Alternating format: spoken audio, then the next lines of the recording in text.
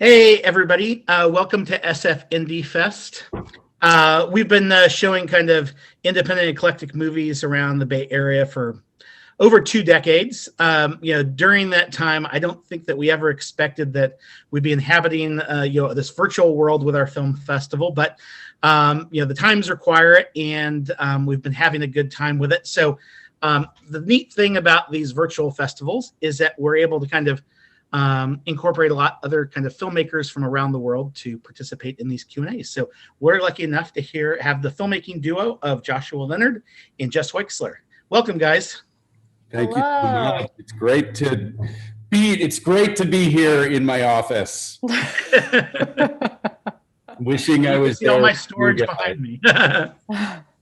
Jess's background's very relaxing. Thanks. Jess and I do a lot of FaceTiming and Zooming about different projects, so I have gotten to know that painting behind her intimately. Well, maybe a good place. Thanks again for sharing. Kind of wonderful film, and maybe a good place to kind of start is you don't often find filmmaking teams. So often when people think about films or indie films, they think about these auteurs, and it's just this one person kind of with this vision. And I think it's very clear on screen that this is kind of a result of your guys' collaboration and friendship. So can you kind of tell us a little bit about how you all started working together and how that manifested itself in this project?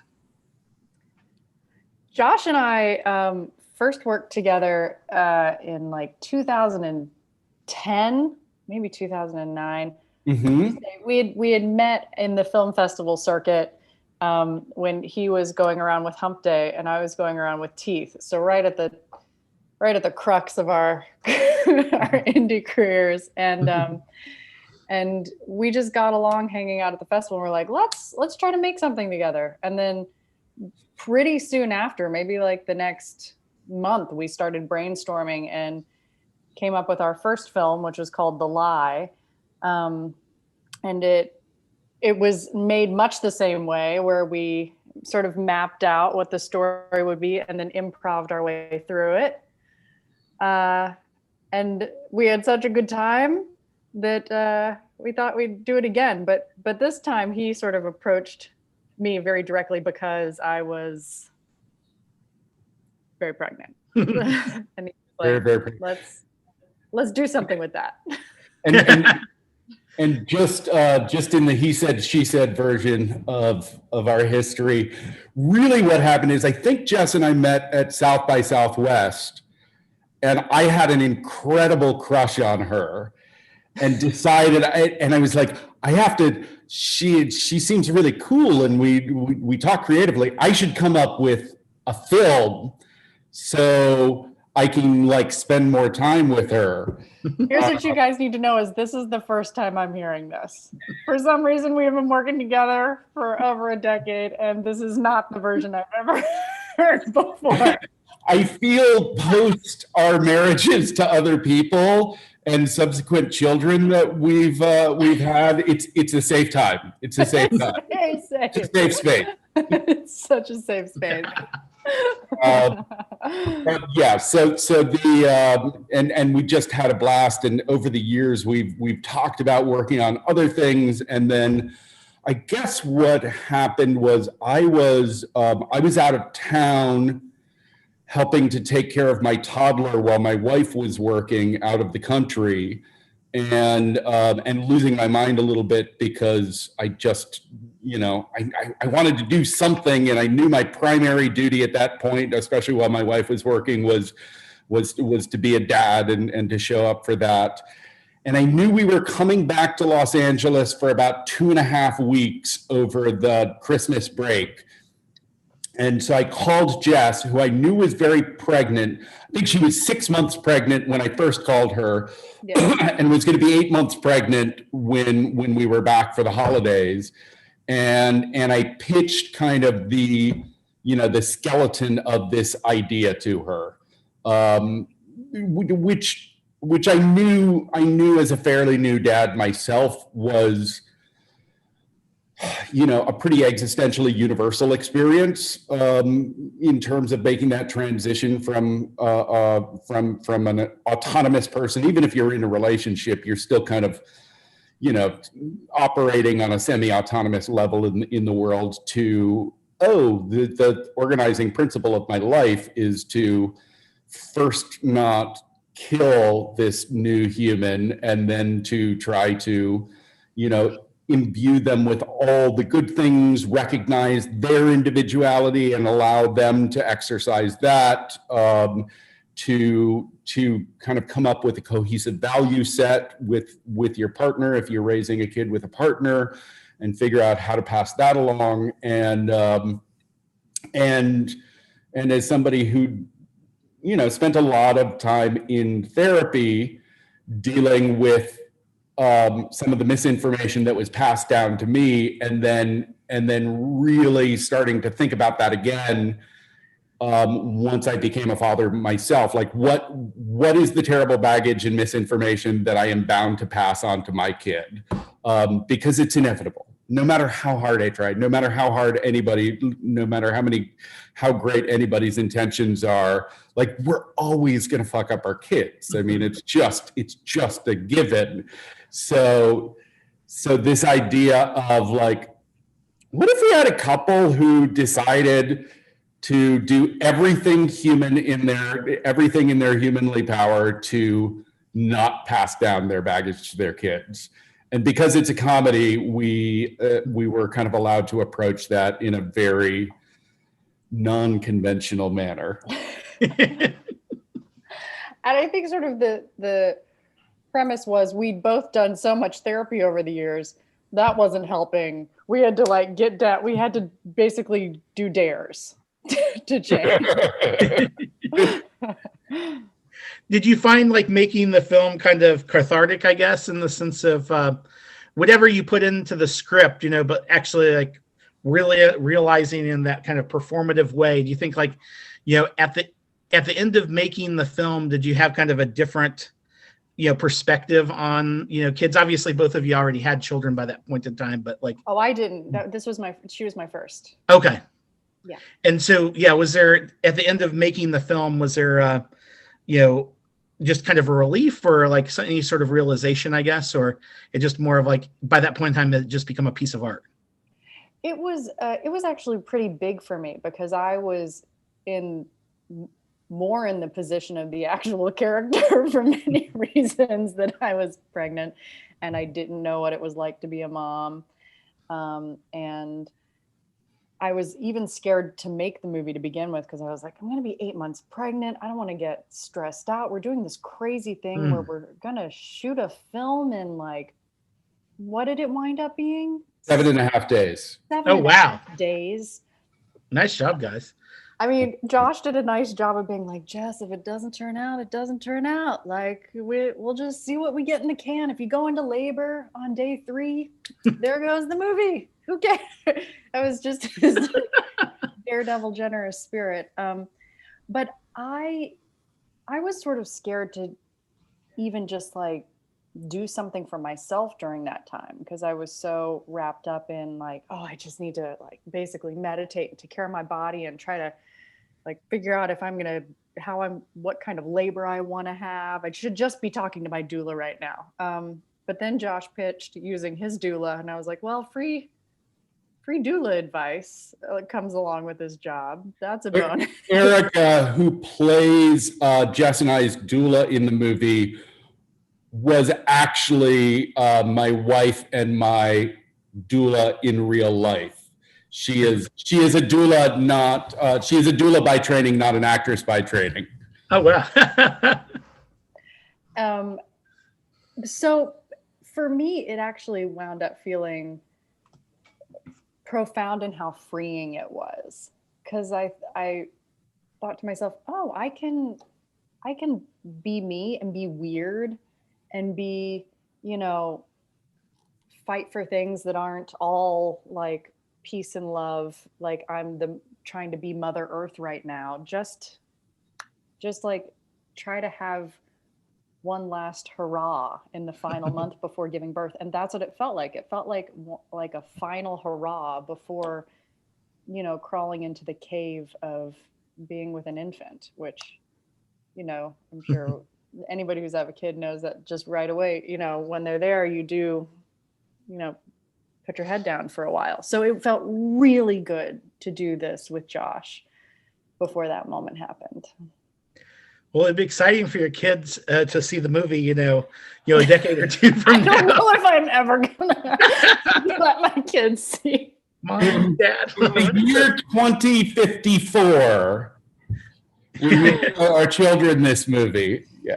Like, Mom, you put me in a porn.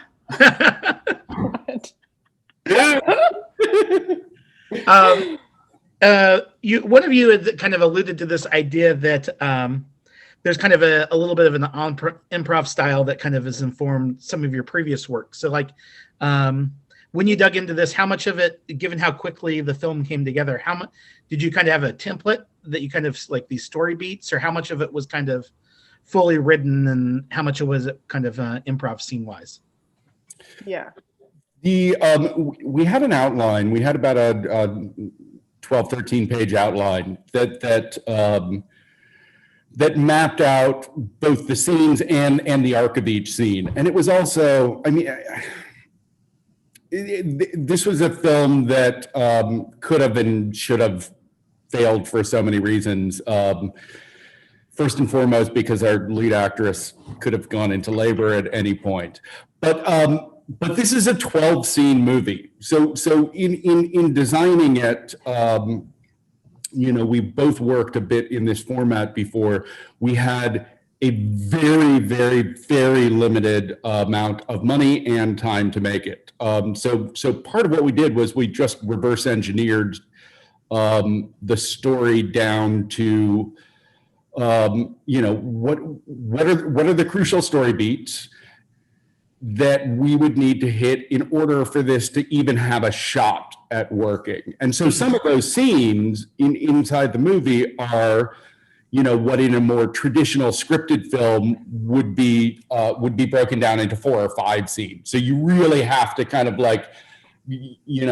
going into some of those scenes, you're like, oh, I have to hit like 5 major marks in this scene in order for me to get to the next scene. And if any of these scenes don't work, the movie kind of doesn't work. And I think you can tell, because the movies, we think it's funny. We're proud of the spirit of it. We're proud of what it says, but like you can see the duct tape and the safety pins. Like it is a scrappy punk rock endeavor that we really allowed to be that way. And then when you're shooting in this style, often what happens is you shoot your first couple takes in a master while you're kind of writing the scene, and then you move into coverage. And often, your movies, movies like this is going to be, somewhere between an hour and 20 and an hour and 40 minutes max. And sometimes you'll shoot a scene, and as you shoot it, it'll be a 35, 40 minute scene. So, so then it kind of goes to the other big part of the writing process happens in the editing room, where you take this, 45-minute kind of sprawl and go, how do I turn this into 7 minutes? And shooting with 2 cameras simultaneously, coverage on both actors really helps. But it's a trick and a challenge. But I also think if it works, it can produce a freshness and a spontaneity and kind of a spark that's really exciting to me.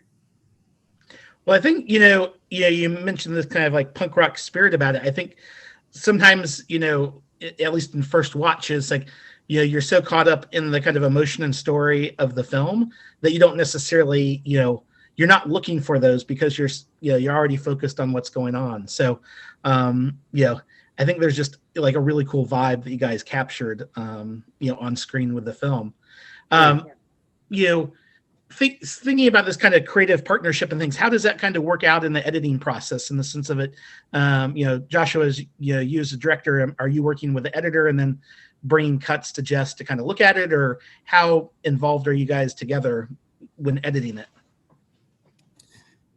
For this one, Josh was with our producer that was also on set with us the whole time, really hashing out the editing between the two of them on the whole. I mean, I really only saw like a few versions towards the end where he was like, does this work for you? Do you have any suggestions for this or that? But he was really post-production. So I'll let him take the mic. This was the movie that I learned to edit for. I mean, I had basic editing skills where, if need be, I could jump onto the keyboard with the previous editor and go, I mean, something kind of like this, but we just had no money to pay an editor. So myself and one of our two fabulous producers, Chelsea Bowe, who is also very much not an editor by trade, it started with Chelsea going like, I guess maybe I'll edit because we have no money to pay an editor. And I was like, I guess maybe I'll help you edit. And then, God bless her, Chelsea and her husband, Sean, who was our other producer, are this just fantastically spry, young, smart producing team. And they would come over to my house after we put the kid to bed, and we would do all-nighters editing the movie together. And we did that on and off for the better part of 9 or 10 months. And that's how the movie got edited. Very cool. And now being on the kind of the other end of things, particularly Jess, I think you mentioned you have kind of a toddler now. What does it look like when you go back and watch that movie? Does it kind of take you back to that moment of the kind of different angst and anxiety of before a child arrives, or? It totally feels like a little time capsule of one of the most important moments in my life, which is really cool because there's nothing like being that pregnant and like just waiting. You're just waiting for this person to show up who you're gonna love more than you've ever loved anybody else, but you're not there yet. So it's all just imagination and, hope and anxiety and all of that. And to have been able to sort of play out in a extended fashion we compare our movie to Step Brothers. We feel like our dynamic is like that of Step Brothers. And to play out in a sort of Step Brothers fashion, that experience that was kind of real for me in a lot of ways with somebody who I'd been so close to for over a decade. It's just really nice to have it on film as like, for me, almost part of my like photo album of my life. Like there, hey, this is your fake dad for a hot second, Beatrice. And before we wrap up, I probably have one or two more questions, and this one's kind of about humor.